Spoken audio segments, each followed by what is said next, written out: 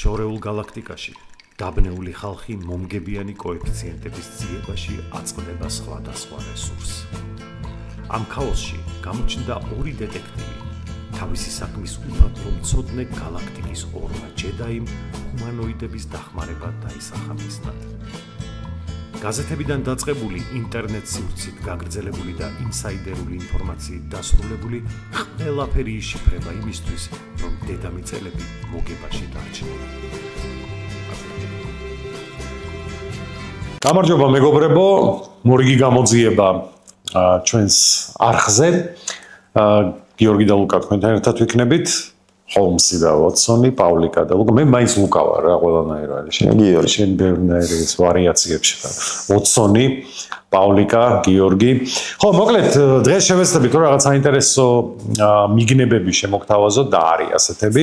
და პლუს რა თქმა უნდა გაკვირთ ვისაუბრებთ რომ გიორგი საინტერესო ამბებზე, რომელიც ქართულ სპორტში ტრიალებდა და უპირველეს ყოვლისა უნდა მიულოცოთ საქართველოს კალათბურთის ნაკრებს ის წარმატებული გამოსვლა, რომელიც ქონდა ევრობასკეტზე. კი, გასაგებია მეტი გვინდოდა, მაგრამ ის რასაც მიაღწიეს ბიჭებმა, ესეც ძალიან მაგარი ამბავია, დასაფასებელია და ხოლმე აპლოდისმენტები.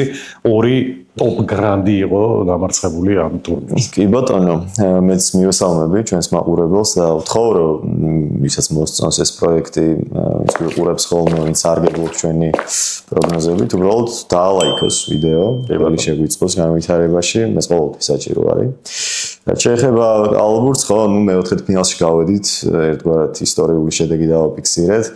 მე ჩემი პირადი აზრით ამაზე უკეთესი ევრობასკეტები გქონია შედეგის მხრივ რა თქმა უნდა არა იმიტომ რომ ყველაზე შორს ახლა გავაით ალბათ მაშინ სხვანაირი ფორმატი იყო ხოლმე იქ პირველი ჯგუფური ეტაპის მერე მეორე ჯგუფური ეტაპი იწყებოდა უფრო მეტი თამაში იყო და უკეთესი ხარისხის კალათბურთი ვითამაშია ოღონდ ამაზე უკეთესი შედეგი არავის დაგვიფიქსირებია და რა თქმა უნდა მისალოცი ამბავია ყოველთვის მეტი გვინდა შენ მართალი ხარ მაგაში მაგრამ სადღაც გამოდის, სადღაც არ გამოდის. ეხლა ჩვენ სამწუხაროდ სიღრმე არ გვაქვს. საკმაოდ ესეთი სხვა ნაკრებებთან შედარებით ცოტა კალათბურთელი ყავს ისეთი, ვინც ასეთ მნიშვნელოვან შეხვედრებში თავის თავზე აიღებს თამაშს, ბევრ დროს ითამაშებს, ძირითადის კალათბურთელს ღირსეულად შეცვლის და დაასვენებს. სხვა ნაკრებებს უფრო დიდი სიღრმე აქვს, ასე რომ ეხლა 6-7 კაცით იქ ფინალში გასვლა, ნახევარფინალში გასვლა ძალიან რთული ამბავი არის და მადლობა ბიჭებს, რაც გააკეთეს იმისთვის კიდევ ერთხელ და უბრალოდ ერთი მინდა ვისურვო, ეს სხვა გადაცემის თემა არის ზოგადად, მაგრამ ერთი მინდა ვისურვო, როგორც მინიმუმ ეს თამასა შეინარჩუნდეს და დავრჩით ამ დონეზე, რაც რთული იქნება რა, იმიტომ რომ თაობათა ცვლას ყოველთვის მოყვება ხოლმე პრობლემები და სამწუხაროდ ჯერჯერობით ისე არ ჩანს ვინ მოდის ქართულ კალათბურთში იმ დონის რომ აი ეს თამასა დაიჭიროს, მაგრამ იმედია წამოვლენ ნიჭიერი ბიჭები და ამ შემადგენლობის სიღრმის პრობლემაც არ გვექნება უახლოეს მომავალში. ნუ პრინციპში ხა ჩვენი ნაკრების გამოსვლა გარკვეულწილად სენსაციური იყო, მაგრამ აი დანარჩენ შემთხვევაში სერბებს თუ ამოვაგდებთ, თორე ვისაც ვარაუდობდით ნახევარფინალში ხო, ნუ ორი დიდი სენსაცია მოხდა საფრანგეთი გავარდა ჩვენთან და სერბეთი ფინეთთან. სერბეთს საერთოდ ჩვენ ერთ გადაცემაში ვახსენეთ კიდეც თავიდან ევრობასკეტი რო იწყებოდა, რომ ჩემპიონობაზე ქონდა 2 თუ 2 ნახევარი იმდენად ძლიერი გუნდი ყავდათ, მაგრამ ხდება ეხლა სერბეთმა წააგო. აი სიღრმეზე რო ლაპარაკობ, ხო, ეხლა იგივე სლოვენიის ნაკრები ხო სუპერ ვარსკვლავი ყავთ. მაგრამ მერე ხო, ერთკასიანი ნაკრები სუპერ ვარსკვლავით კი მაგრამ მსოფლიო ჩემპიონები გააგდეს, აგერ გერმანიას ბოლომდე ეჭიდავა დონჩიჩი. ხო, იმდენად დიდი არის, რომ სლოვენია რეალურად გუნდია დონჩიჩის გარეშე. ჯგუფიდან ან გავიდოდა ან არა, სუსტი გუნდია. რეალურად დონჩიჩი რო ამოვაკლო, საქართველოს უფრო ძლიერი გუნდი არის, მაგრამ ის იმ დონის სუპერ ვარსკვლავია, რომ მიყავს გუნდი ამ წარმატებას, ხებსაც ათამაშებს. მეგონია, მე მითხრე ჩემპიონი გერმანია მგონია, თავიდანვე ხო სერბეთი მეგონა და მეორე ფავორიტი გერმანია. მსოფლიო ჩემპიონია, ყველაზე დაბალანსებული გუნდია, ყველაზე ნაკლებად არის ერთ მოთამაშეზე ჩამოკიდებული. თურქეთის საბერძნეთზეც გეტყვი ჩემას თუ გინდა რომ თურქეთი მოიგებს, იმიტომ რომ ну საბერძნეთი არ არის მარტო ანტეტოკუმპო, აი როგორც დონჩიჩი არის მარტო სლოვენია, ეგრე არ არის თლად, მაგრამ მაინც იქ ლუკასია, დორსია, კარგი მოთამაშეები ყავთ, პაპა-ნიკოლაუ და ასე შემდეგ, მაგრამ ძალიან არის დამოკიდებული მაინც ანტეტოკუმპოზე და თურქეთი კი შენ გუნდზე არის დამოკიდებული, მაგრამ შენ გუნდის გარდა კიდე ბევრი, ძალიან ბევრი კარგი მოთამაშე ყავთ მაღალი დონის და მაგიტომ მგონია რომ თურქეთი გავა ფინალში და ნუ აქეთ გერმანია გავა და საბოლოო ჩემპიონი გერმანია მგონია. და აქედანვე მოდი ბარემ ჩვენ თემას რო დაუბრუნდეთ, ლუკა ამებს არ დავწერ რა თქმა უნდა ჩვენ მაინც ეს ევრობასკეტებს და ტოპ ლიგებს ასე ვთქვათ არც ერთ სპორტში არ ვეხებით, მაგრამ მე მინდა რომ ერთი რამ უთხრა მაყურებელს, ვინ შეიძლება არ იცოდეს ამ ამბის შესახებ, კი სრულდება ევრობასკეტი, მაგრამ კიდე არის ეს ორი და მე ფინალი მესამე ადგილი დარჩენილი. ამბასადორი ბეტი არის ერთადერთი სადაც შეიძლება უნიკალური გადაბმება, აბსოლუტურად უნიკალური გადაბმების გაკეთება, რაც სხვაგან საერთოდ არ შეიძლება არ წარმოუდგენელი ამბავია.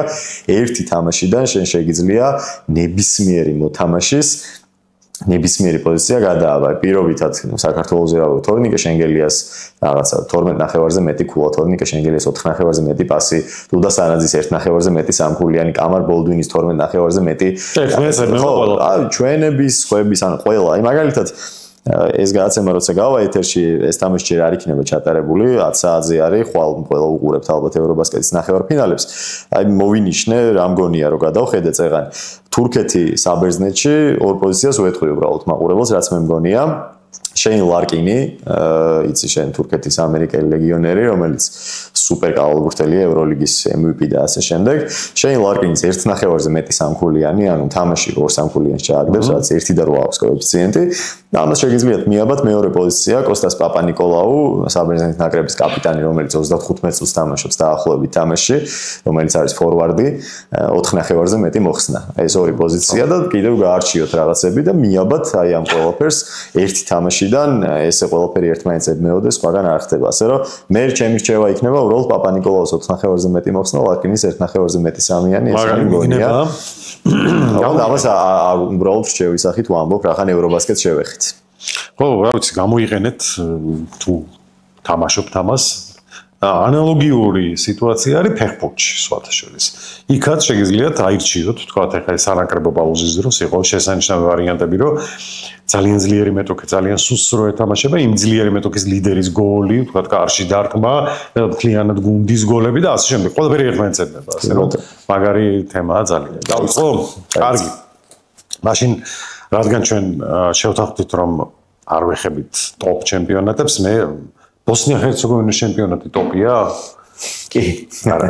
ჩესდი გუნდი არის, რომელსაც ლუკა ქვია და მე უნდა გამოვიყენო ბორეც ბანია ლუკა მოგეხსენებათ. გამაზო, მაგ აღარ მოგესულება. ხო და გამაზო და ასეთი მატჩია, ჟელეზნიჩარი ბორეც ბანია ლუკა, ეს არის პირველი მეორე ადგილზე მყოფი გუნდების დაპირისპირება, ორი გუნდი, რომელიც იბრძვის ტიტულისთვის მიმდინარე წელს. ახლაც პირველ მეორე პოზიციაზე არიან და რა უნდა იფიქრო ხა, აქ უნდა იფიქრო რომ იქნება ძალიან ბევრი ბარათი, მგონია რომ ბევრი გოლიც გავა, თუმცა ამ შემთხვევაში ბარათებს გამოვიყენებ.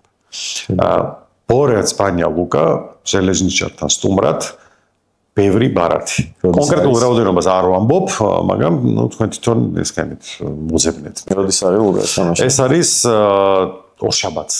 გაჩერება ჩემს პირველ თამაშს, მე არგენტინის ჩემპიონატს უნდა შევეხო აუცილებლად. რატომღაც ეჭვიც არ მეპარებოდა. ხო, იმიტომ რომ აქ ძალიან საინტერესო თამაშები არის და რადგან ბარათების ეს ხაზი თავიდანვე დავიჭირეთ რაღაცნაირად და ძირითადად თუ რამე მწვანდებად ბარათებია, სანამ ესე მიდის, ასე ვთქვათ, პალასა ბარათების, არ შევცვლი მაგ ამბავს და ისევ ბარათებს მივაქცევ დღეს მე ყურადღებას. ეგეთი თამაში არის არგენტინაში ურაკანი ველესი.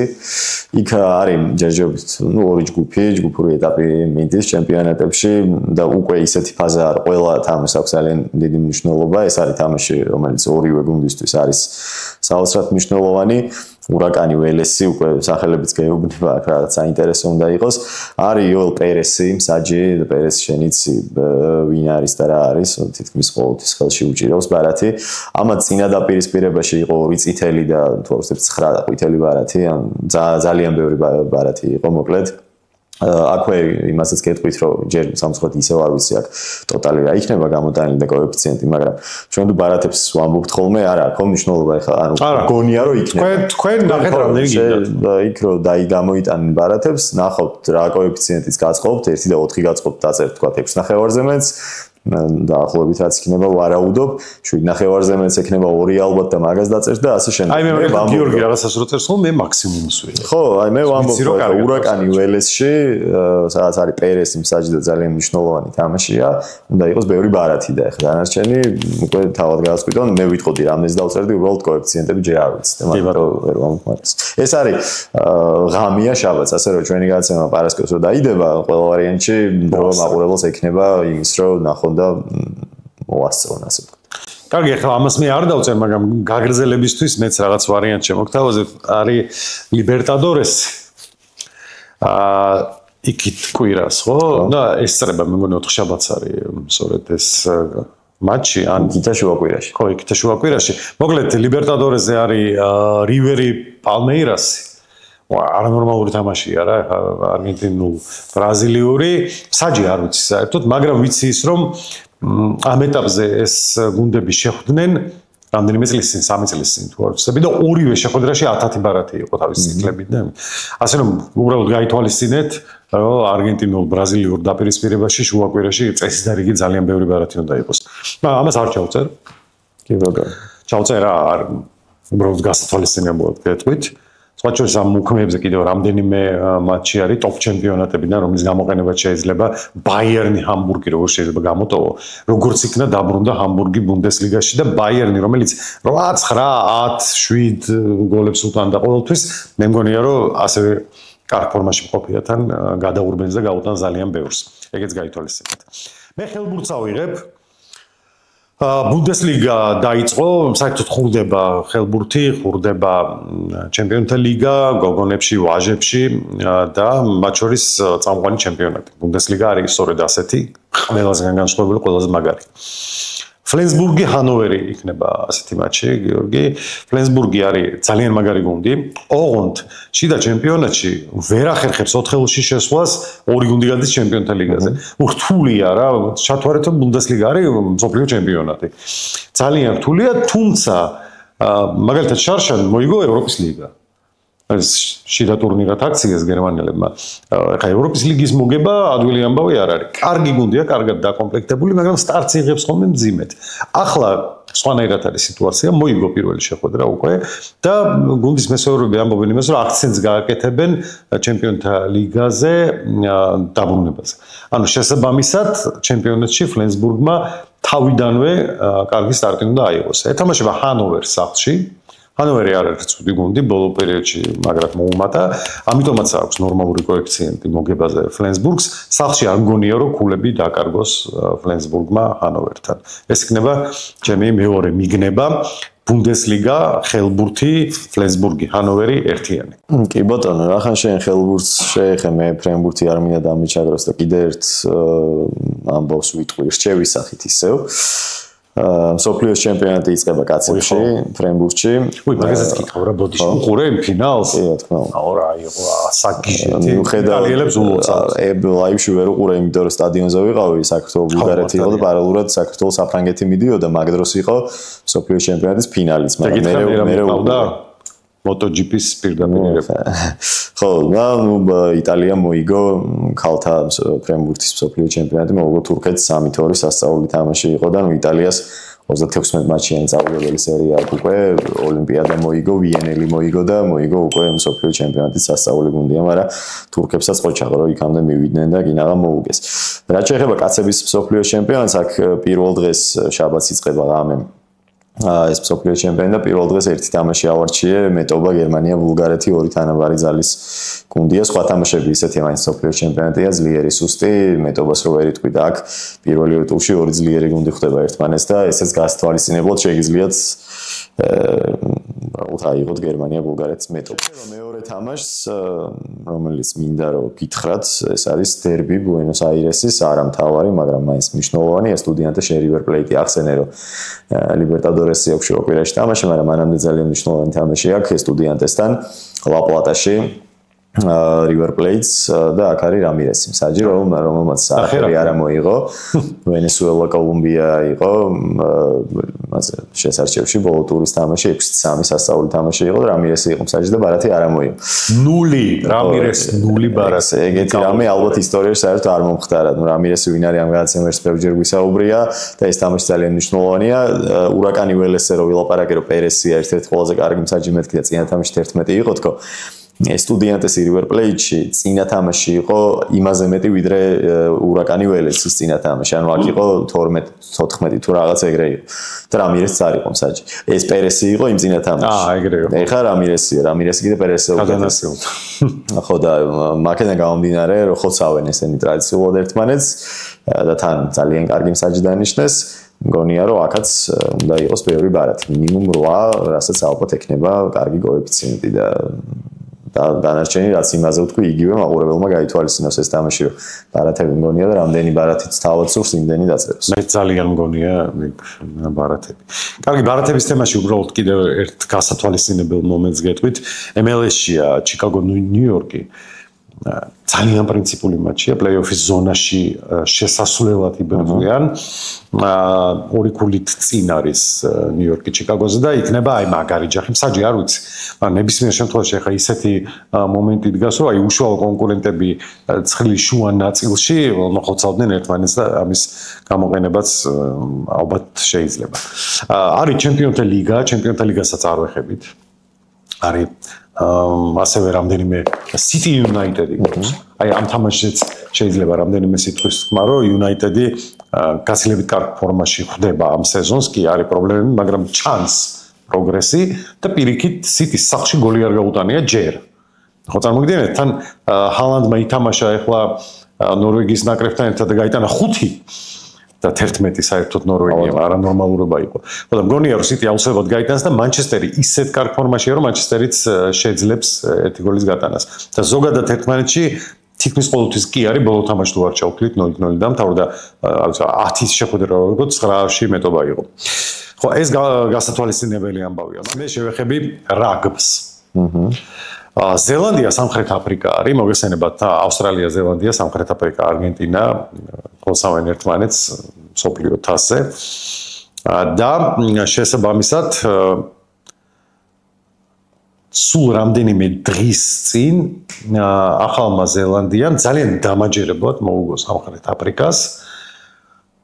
სახლში თამაშობს ბოლოს და ბოლოს. ავსტრალიაშია, მაგრამ სახლში რა ჩათვალე.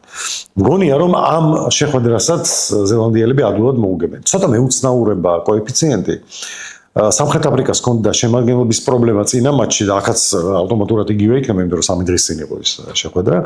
ხო და კოეფიციენტი 1 და 6 ახალ ზელანდიას სამხრეთ მიუხედავად იმისა, რომ სამხრეთ აფრიკა არის მეტოქე, მე მგონი გამოსაყენებელი ამბავია და სწორედ ამას ავიღებ. მე ისევე როგორც მგონია, რომ ავსტრალია არგენტინას მოუგებს, აქ ცოტა მეტი დაძაბულობა მგონია, მაგრამ მაინც მგონია, რომ ავსტრალიელები სახლში არგენტინელებს დაამარცხებენ. თუმცა ავიღებ ზელანდიას სამხრეთ აფრიკასთან ერთიან. ჩემი მესამე თამაში ისო ფეხბურთი, ეს თამაშიც შაბათს არის და წნარად შეიძლება გამოიყენოთ. ხო ის Huracán Vélez-ი არის შუაღამეს შაბათს. ეს Estudiantes River Plate-ი შაბათიდან კვირაზე ღამეა შუაღამეს. ანუ Brøndby Copenhagen-ი უკვე შაბათს საღამოს არის. ეს არის დანიური კოპენჰაგენური დერბი.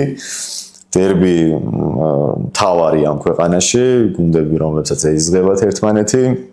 დაახლოებით თავის უფრო ცივილურ ფორმებში არის იგივე რაც Rangers Celtic-ი რა, რომლის გულშემატკივრებს ერთმანეთი ეიზღებათ, რომ ფეხბურთელებს ერთმანეთი ეიზღებათ და ასე შემდეგ. აქ თავარი ამბავი რა არის, რომ დანია მაინც და როგორც წესი, კიდევ ერთხელ მეორე პარწერია ჯერ კოეფიციენტი. 3.5-ზე მეტსაც. ხო, აი 3.5-ზე მეტ ბარათსაც კი შეიძლება კარგი კოეფიციენტი კონდეს. აქ ეს არის გასათვალისწინებელი, რომ თუ არგენტინაში ესეთ თამაშებში და ეგეთი მსაჯების პირობებში რაც გვიწევან 6.5 შეიძლება რაღაცა კონდეს, აქ 3.5-საც კი შეიძლება რაღაცა კონდეს და უცებ გამოვიდნენ და 112 ბარათი იყოს დახოცონ ერთმანეთს. მსაჯი არის ხო? რედერი კი, ნორმალური მსაჯი არის. ეხლა ზოგადად დანიელი ესე ჩვენ რაც ვეძახით, კარგი მსაჯი არც არსებობს. საერთოდ, იმიტომ რომ იქ სხვანაირი სტილი აქვს საჯობის და უამრავ არავინ არ იღებს, მაგრამ ახლა თუ თამაში ისე წავიდა და მოუწევს ამოღება, ხო? აქ დერბის ფაქტორია. აქ ხო, მთავარი ამბავი არის ის, რომ ბრონბიუ კოპენჰაგენია, ფეხბურთის გულშემატკივარმა კარგად რას ნიშნავს ეს თამაში. გამოდიან ხოცავენ ხოლმე ერთმანეთს, ის საჯიც ახლა კი ისე უდგება, რომ დერბია და თავიდანვე არ აფრიალებს ამ ბარათებს, მაგრამ სადღაც უწევთ ხოლმე, პირიქით შეიძლება უკეთესი იყოს, ერთს არ ამოიღებს, ორს მერე გაექცევა სადავები და აიწყებენ ჯგუფს და უფრო მოდის ხოლმე მერე. იმის გათვალისწინებით, რომ ბრონბიუ კოპენჰაგენია, იგი თამაშებს ხელიდან არ უშვებ ხოლმე, ხო, როგორც წესი, უნდა თქვა რა, ეხლა ბრონბიუ შეიძლება ჩამოყვეს ადამიანი, ტოპ ლიგები ნახოს და რაღაცა დაწეროს და უცებ საერთოდ არ იცოდეს ეგეთი თამაში რო არის და ამიტომ ბარათები ვისაც უყვარსო დაწეროს, მე მგონია რომ ბრონბიუ კოპენჰაგენი კარგი დასაწერია, მით უმეტეს რომ 3-ნახევარს 4-ნახევარს შეიძლება საკმაოდ კარგი კოეფიციენტი კონდეს. მე მგონი საინტერესო მიგნება ესეც. ბრონბიუ კოპენჰაგენი, ჟელეზნიჩარი, ბორეც ბანია ლუკა. სად გეტყოდათ ახლა ვინმე რომ ასეთი მატჩები. ხოდა სწორედ ჩვენი გადაცემიდან გაიგებთ ხოლმე ამას. ეს იყო და ეს ჩვენი პროგნოზების შემოგთავაზეთ, უკვე შემდეგ კვირას განვიხილავთ ამას ყველაფერს, თუ როგორ ვიყო ჩაღეთ, თქვენ წარმატებებს გისურვებთ, რა თქმა უნდა და ერთი კვირით დაგემშვიდობებით. დროებით.